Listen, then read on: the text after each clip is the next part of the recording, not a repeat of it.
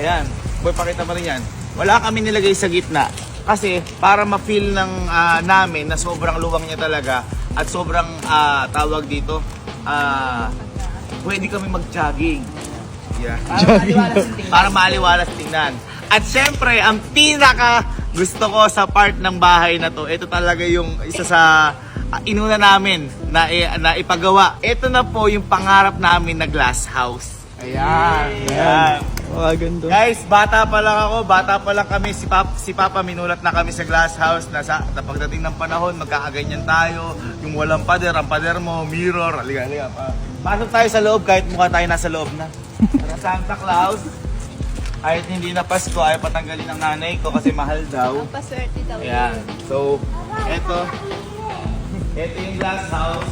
Kung mapapansin nyo dito guys, ang unang bubungan sa inyo is yung sofa na payong na sobrang laki. The reason why na may sofa ditong malaki is hindi rin sa amin pang family. Oo, sa amin din. Pero pag sa mga bisita, lalo na kapag mga formal meeting, halimbawa nag-meeting, pangwal saan nyo sa stocks. O yung ganito, hindi, walang ganun talaga. Nagsismisan lang talaga kami dito. Ano talaga? At ayan, lahat si Mama namili niyan. At ito, tinan mo yung pinili. Mapakita mo nga yung isang So, pagpili yung mo. aking Ang ganda na to.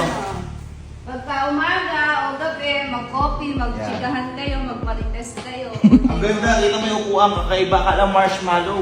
Ayan o. Tapos o, sang-sang ka, pwede sang light table. Inerno ko siya sa kulay ng suka. Ayan. Pati yung Christmas decoration. At saka syempre, andyan din si Papa. May mga cabinets tayo, may aircon. At ang maganda dito, yung ilaw namin kakaiba. Ako yung halos nag-design na to.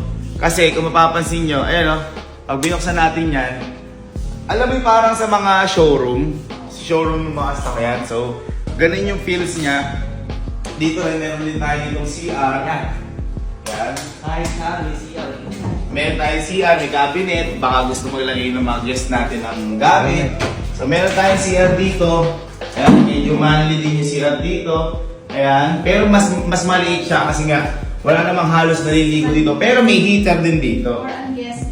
Oo, for guest lang. Pero, ayun, magkahiwalay yung salamin niya at saka yung powder room. Powder room! Yung powder room at saka comfort room. Ewan ko kung ano pag nagkaiba na yun. Tapos, dito kasi, sa sobrang, sabi ko nga sa inyo, sa sobrang gustong-gusto namin tumanggap ng bisita, bumili na ho kami ng 20 kutsyon para sa kanila. At yung iba, papakita ko sa inyo, andito yung iba. Pakita natin. Ayan, meron din tayo ng dirty kitchen. Tingnan nyo ho.